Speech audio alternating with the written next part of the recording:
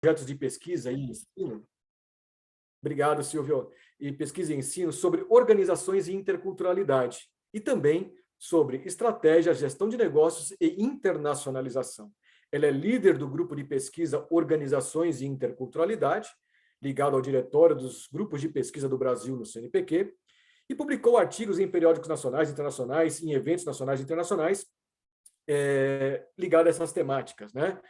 E ela atua basicamente em dois temas: estratégia organizacional, organizações e interculturalidade, né? O Eduardo, né? O Eduardo Picanso Cruz é professor associado 3 do Departamento de Empreendedorismo e Gestão da Universidade Federal Fluminense, professor também permanente do programa de mestrado profissional em enfermagem assistencial da mesma universidade. Além disso, ele é coordenador do curso de MBA executivo em gestão empreendedora na Universidade Federal Fluminense. Doutor em engenharia química pela Universidade Federal do Rio de Janeiro. Ele é coordenador do projeto de pesquisa de empreendedorismo de imigrantes, vinculado ao Departamento de Empreendedorismo e Gestão da Universidade Federal Fluminense, e líder de um grupo de pesquisa no CNPq com o mesmo nome, Empreendedorismo de Imigrantes. Atua principalmente nas seguintes áreas: empreendedorismo de imigrantes, teoria da decisão, marketing, planejamento estratégico e finanças. Possui diversos trabalhos publicados em periódicos nacionais e internacionais. A Gislene Cordeiro da Silva Diniz, né, é uma colega mais nova para mim agora, né? E vamos trabalhar certamente juntos no futuro, né, Eduardo e Janaína. É professora na Faculdade de Minas Gerais, FAMIG, e consultora de negócios na empresa Resec Ferreira. Doutoranda em Administração de Empresas pela Pontifícia Universidade Católica de Minas Gerais e mestre em Administração de Empresas pela mesma universidade. Ela participa do grupo de pesquisa em empreendedorismo e inovação, na PUC de Minas Gerais, né? Atua nos seguintes temas: empreendedorismo imigrante, redes e imigração, empreendedorismo, redes e imigração. Publicou artigos sobre empreendedorismo imigrante sírio no Brasil, que vai ser um pouco o foco da fala dela hoje, né? Em eventos como a Enampad, EGEP e na revista Internext, né? Depois ela pode até contar um pouquinho, está fazendo um doutorado também, não sei se é na mesma linha de trabalho, ou um pouco diferente, ou talvez internacionalização de empresas, não sei, né? Bom, olha, eu acho que podemos fazer na ordem, né, da Janaína, Eduardo e a Gislene. Tudo bem para vocês? Então, só para fins de organização da nossa mesa, né, cada participante terá de 20 a 30 minutos para a sua comunicação, né? Fica a seu critério, se quiser utilizar slides em PowerPoint ou outro tipo. Por isso, eu, como moderador da sessão, indicarei o tempo restante de apresentação quando faltar mais ou menos uns 5 minutos para o final dos 30 minutos. Se estiver passando 20, já sei que vai para 30, né? E após todas as falas, teremos algum tempo para outros comentários, responder perguntas do público, tá? E, como eu disse, o uso de slides fica à escolha de vocês, tá bom? Então, Janaína, temos o prazer de ouvi-la, de ver você também, né? Sempre é um prazer, você sabe muito. A última vez que nós vimos, não faz tanto tempo assim, foi no CEMEAD, né? Nós nós comentamos trabalhos do consórcio doutoral numa sessão lá, né? Então foi muito, muito bom sempre ver você, né? Então você sabe disso. Enfim. Obrigada, Michel. Boa tarde a todos. É uma satisfação estar aqui de novo, né, numa nova edição do evento, assim, muito importante. Assim, a gente sempre está conhecendo pessoas diferentes aqui nesse espaço, podendo discutir, até podendo interagir com pessoas que a gente já conhece, mas às vezes mais por e-mail, por WhatsApp, do que no face a face, né, Eduardo? A gente já foi líder de temas juntos e a gente nunca pôde debater por conta de pandemia e tudo mais. Gislene também, um prazer conhecê-la, e a todos que estão aqui presentes. Eu tinha preparado uma apresentação, eu tenho ela aqui, mas eu confesso que eu estou, assim, se vocês não se importarem, eu acho que eu vou falar, porque eu tenho a tendência, né? Não sei se é porque lá na minha formação, lá na minha na minha formação inicial, eu venho da ciência da computação, então, se tem uma apresentação, eu entro no meu modo, assim, operacional, eu preciso dar conta dessa apresentação e fico presa ali nos slides, e eu acho que o intuito aqui é muito mais a gente trabalhar né, nessa mesa redonda aqui como debate, como diálogo, então, eu prefiro falar, até porque é aquela coisa, né, fazer a apresentação, você já monta a apresentação na cabeça. Então, eu vou optar para tentar fazer uma fala mais solta, assim, e contribuir melhor. Eu venho dessa formação, né, da ciência da computação e fui migrando para a área de administração, muito por conta de onde eu vim, né? Hoje eu estou em Minas Gerais, estou em Uberlândia, mas eu sou paranaense, do interior do Paraná, numa região de muitas colônias de imigrantes, né? E meu primeiro emprego foi numa cooperativa agropecuária de uma colônia holandesa. Então, e tem alemães, tem japoneses, tem ucranianos, poloneses, assim, é bastante misturado, né? E eu sempre tive muita curiosidade, muita a questão de diferentes culturas, né? E falar da diversidade cultural, mais especificamente, sempre foi uma coisa que me atraiu, porque eu percebia isso no dia a dia, como as pessoas agem de forma diferente, como elas julgam as coisas de forma diferente, conforme a sua lente cultural e tudo mais. Então, apesar de uma formação mais em exatas, eu sempre gostei desse tema. Quando fui para o mestrado, fui trabalhar a questão de processo de expatriação nos executivos da Renault. Então, assim, eu estou falando um pouquinho dessa história para situar vocês de como é que eu vim parar aqui e falar de expatriado empreendedor, né? Então, o meu início, o meu interesse de pesquisa, ele estava, assim, muito centrado no que a gente pode dizer assim, que seja o mainstream de expatriação, aquela coisa bem, né, de expatriado organizacional, etapas, o que a empresa precisa se preocupar, o que isso afeta a vida da pessoa, da sua família e tudo mais. Isso lá em 2003, para vocês terem ideia, né, quanto eu já estou velhinha aí e quanto tempo passa rápido, na verdade, né? Estamos falando aí de 2002, 2003, quando entrei no mestrado, quase fazendo 20 anos.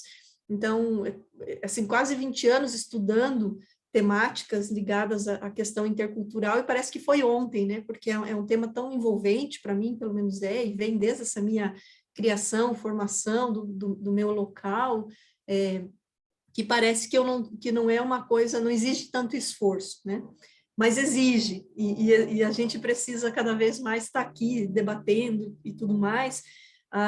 Então, à medida que eu fui trabalhando esses temas, eu fui observando, e até nesses espaços de interação, o quanto essa questão da mobilidade geográfica, né, seja de capitais, de empresas, de pessoas, ela vai tendo perspectivas diferentes, tendo elementos diferentes, tendo interseções, e aí, cada vez mais a gente vai, né, e eu fui entrando em outras searas, outras perspectivas, como, por exemplo, quando você vai falar de estudos interculturais na perspectiva da antropologia, a questão da mobilidade, da migração, também estudada pela economia, geografia, educação, enfim, tem uma série aí de áreas e de campos de conhecimento que, de alguma maneira, discutem e contribuem, e eu acho que essa nossa mesa aqui, um dos fios condutores, é essa questão, né,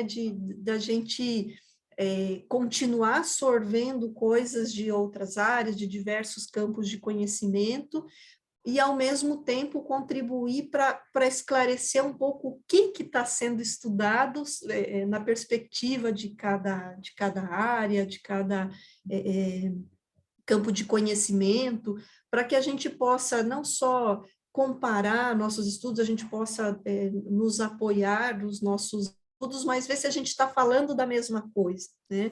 E aí eu fui lendo alguns trabalhos que traz aquela perspectiva de que, assim, independente se a gente está olhando na perspectiva da antropologia, da sociologia, da administração, um ponto de partida é que, assim, todo mundo que passa, né, que está em algum tipo de mobilidade geográfica, todo mundo é migrante, né? Ele está migrando de um espaço, de um lugar para o outro, né? Esse é o grande guarda-chuva.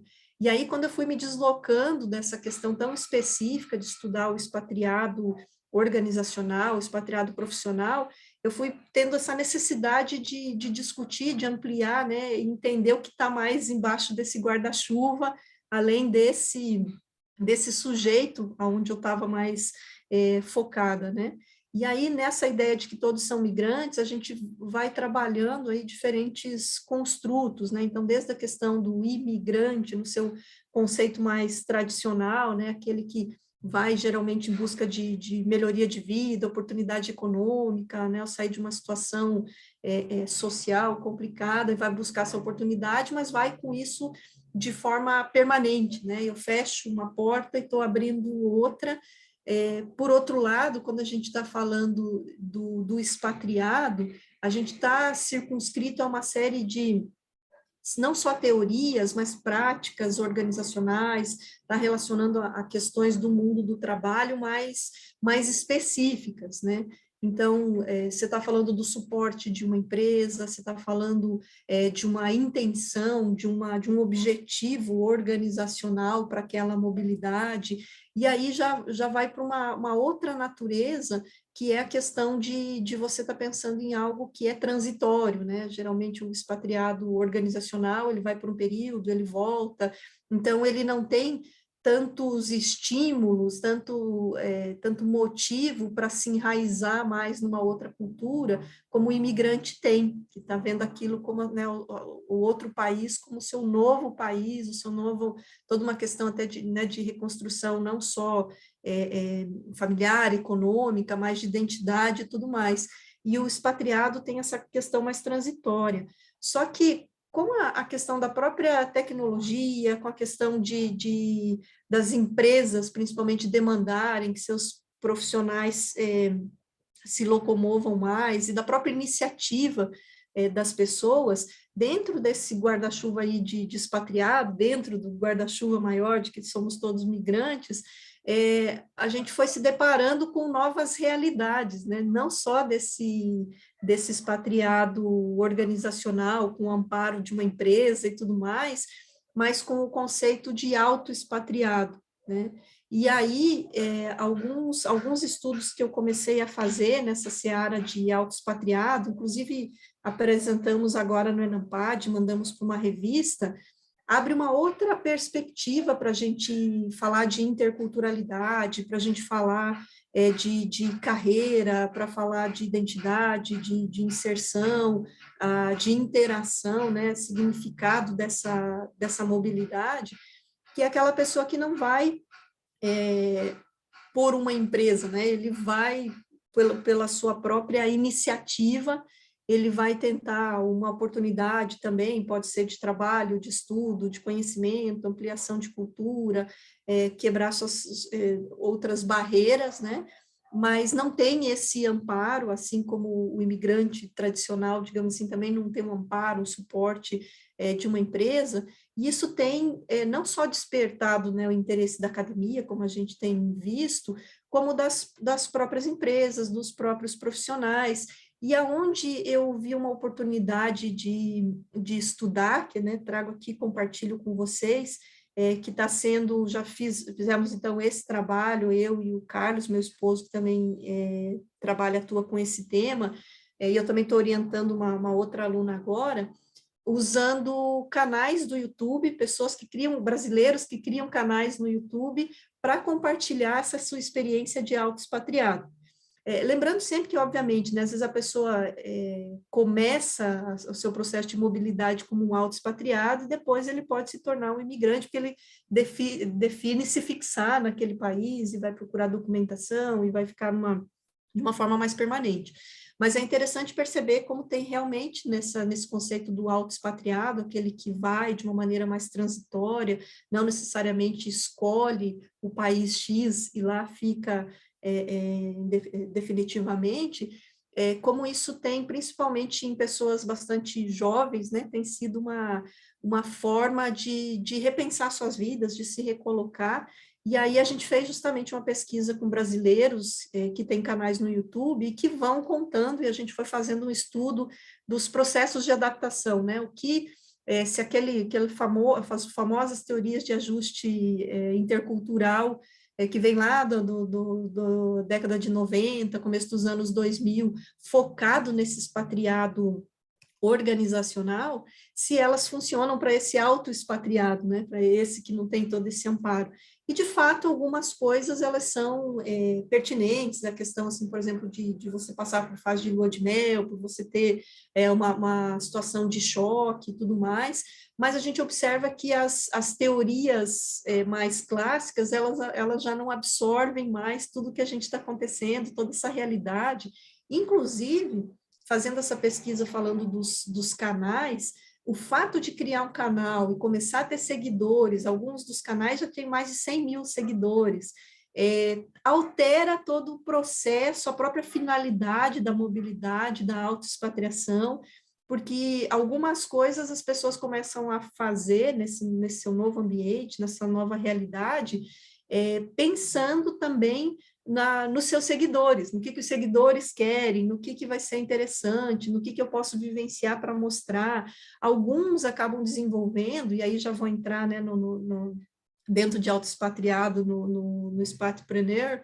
a ideia de virar um negócio, né, de virar uma atividade empreendedora remunerada, né, não só o canal passa a ser monetizado a partir de um volume de interações, de seguidores e tudo mais, e que muitas vezes começou só como um desabafo, uma ponte com a família, uma maneira de interagir, e à medida que vai tendo mais seguidores, essas pessoas vão saindo desse propósito inicial e fazendo do canal um negócio, né? Um dos canais que a minha aluna está estudando agora, é de uma moça que está na Noruega, que ela já tem duas formas aí, ela, né, criou 2 empreendimentos, o próprio canal no YouTube, Instagram, etc., onde ela dá dicas, ela faz consultoria para quem quer ir para a Noruega, ela, né, cobra por isso, ou as pessoas vão para lá e ela trabalha com uma espécie de guia e tudo mais, e é remunerada, gera renda por isso,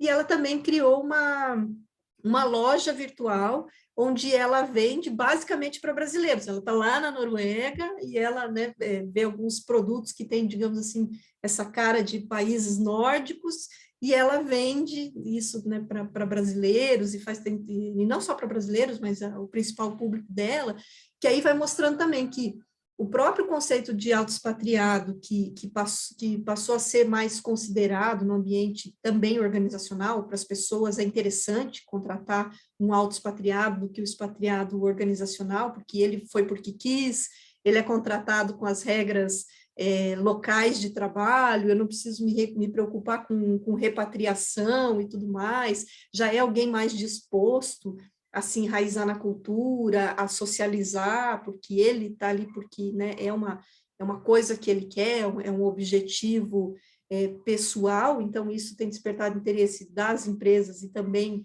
nós, pesquisadores, em entender as relações, as consequências, o que esse fenômeno aí significa. Dentro desse guarda-chuva de autoexpatriado, a gente começa a se dividir também, né? O autoexpatriado que vai para trabalhar, o autoexpatriado que vai para estudar, o autoexpatriado que se aposenta e vai para outro destino, e o autoexpatriado empreendedor, que é, né, essa questão que eu estou começando a estudar. Esse é um primeiro trabalho que eu estou fazendo com essa aluna, a gente ainda não tem os resultados, né? Então, no primeiro trabalho que já está em análise na revista, a gente fez muito mais nesse sentido geral, pensando a adaptação do autoexpatriado e não focando no autoexpatriado empreendedor. Esse segundo agora já tem mais esse foco, que são 4 mulheres, 4 brasileiras que estão passando por esse processo de irem por conta própria, não necessariamente num processo mais de imigração, de se fixarem no país que elas estão atualmente, e com o propósito de empreender, né, de gerar sua própria renda, de ter toda essa identificação. E aí a ideia, né, é óbvio que ainda é um conceito novo, que está sendo né, amassado, aí está sendo processado, e a gente precisa discutir melhor, mas a ideia é que o expatpreneur, ou o expatriado empreendedor, ele, diferente, né, do imigrante empreendedor, ele tem essa questão da transitoriedade, ele tem muitas vezes a questão, por exemplo, de ter sido um expatriado de empresa, um expatriado organizacional, que aproveita toda a sua experiência, todo o seu know-how de ter viajado, de ter se enraizado, desenraizado, e usa isso como para enxergar oportunidades de negócio.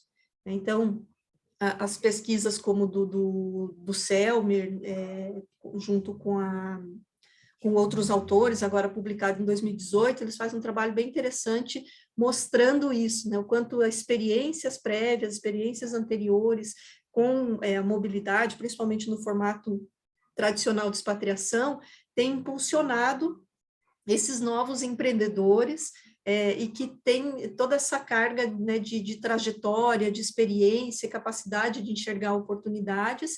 Alguns deles acabam também saindo dessa questão de transitoriedade ao se casarem ou fazerem sociedade com alguém que é do local, que é do país onde eles se estabelecem, ou às vezes a sociedade até é para permitir essa certa flexibilidade, se aquele negócio der certo e eu não quiser continuar nesse país, o meu sócio que é daqui vai continuar e eu vou para outra ideia, né, nessa questão de não se enraizar tanto assim, né? E a questão de observar oportunidades que permitam essa questão de você não ter uma fixação por um tempo tão longo, né? Então, uma das pessoas que a gente está estudando nesse segundo trabalho, ela mudou de profissão e iniciou uma nova carreira, um novo empreendimento como fotógrafa profissional, né? Justamente para dar essa possibilidade de ela se enraizar se ela quiser, se ela passar de auto-expatriada empreendedora para uma imigrante empreendedora, né? Então, assim, tem sido um conceito, e os próprios trabalhos acadêmicos, né, Michel, você também tinha me passado algumas referências e coisas que eu tenho buscado também, mostram que pelo menos do ponto de vista de estudo, de academia, a gente está com uma coisa muito recente ainda, né? Então, eu trago e compartilho aqui com vocês, assim, até mais dúvidas do que já dizer, já estou vendo isso, tenho essas respostas, ó, aqui uma agenda de pesquisa, vamos, né?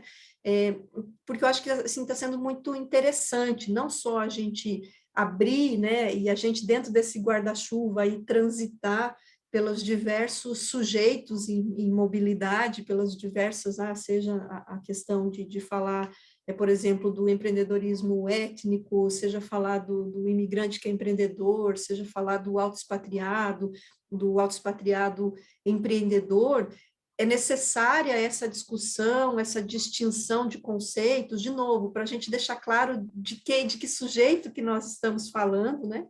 De que experiência empreendedora, se o nosso enfoque for na questão do empreendedorismo, de que sujeito empreendedor é esse que nós estamos falando, né, de que acarreta esse tipo de mobilidade, para que a gente possa avançar e fazer estudos também retratando a nossa realidade brasileira, onde os brasileiros estão, ou, né, estrangeiros aqui nesses diferentes formatos de mobilidade.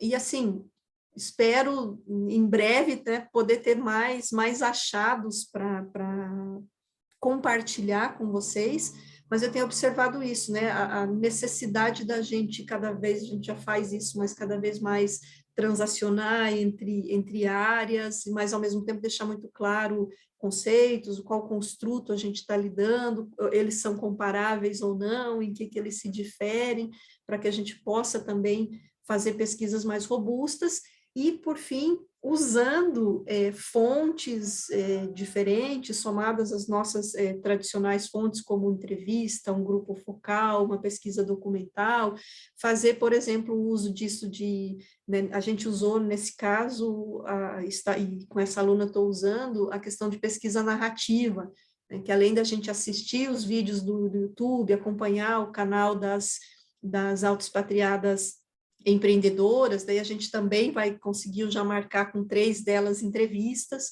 para que elas tenham a oportunidade de falar para além dos vídeos que elas postaram, para além dos comentários e da interação que elas têm com os seus seguidores, para a gente compreender melhor o que elas estão vivendo, o que elas estão passando, mas assim, compartilho com vocês que está sendo muito enriquecedor essa questão de usar outras formas de abordar, de encontrar esses sujeitos de pesquisa, né, como especificamente falando de canais do YouTube, e o quanto enriquece também, porque a gente pode fazer a análise das interações das pessoas com os seus seguidores, dos próprios vídeos, ter um acesso a essas pessoas e a essas experiências, e tem sido, assim, muito, muito, muito rico, né, e eu espero que eu consiga trazer mais, né, a gente possa compartilhar. Então, assim, num primeiro momento, eu queria fazer essa fala, até para não usar muito tempo, porque eu sei que o Eduardo e a Gislene têm coisas muito interessantes para falar também, até para ter mais tempo para que a gente possa discutir, possa avançar e pensar nas nossas agendas e nos nossos compartilhamentos aí de pesquisa. Janaína, obrigadíssimo. Muito interessante o cuidado que você teve, né, a partir da leitura que você fez de alguns autores, algumas obras recentes realmente, né, em relação a essa questão do expatriado empreendedor, né, e o cuidado de buscar, como você sempre faz, né, aliás, né, como pesquisadora e professora, né, de dizer, olha, isso é uma coisa, aquilo é outra coisa, né? Mas existe uma interface aí, é uma interface que a gente precisa compreender nas suas especificidades e nas suas interfaces, né? Então, com certeza, eu vi ali várias vezes o Eduardo fazendo assim com a cabeça, né? Puxa, já percebi o interesse, já deixo aqui, né, um convite para você submeter um trabalho, esse trabalho com essas alunas, né? Não sei se o Carlos está junto também, né? No EGEP, né, que nós aprovamos um grupo de trabalho lá, eu, Eduardo e o Roberto, sobre essa questão da empreendedorismo imigrante, né? Mas, sem dúvida nenhuma, né, essa questão do expatriado empreendedor está nesse contexto, porque, como você falou, né, o que está por baixo, o que nos move também é uma coisa um pouco mais ampla, a questão da mobilidade global. Lembrando e influenciado também pela nossa querida professora Maria Esther de Freitas, né, que criou um conceito de capital mobilidade, né? Você lembra disso? Né? Então, né, claro, mais com a esfera, com uma preocupação mais organizacional, mas me parece que para questões outras também pode ter uma pertinência, né? Então, assim, obrigado novamente, daqui a pouco a gente volta para conversar, tá bom? Vou chamar então o Eduardo,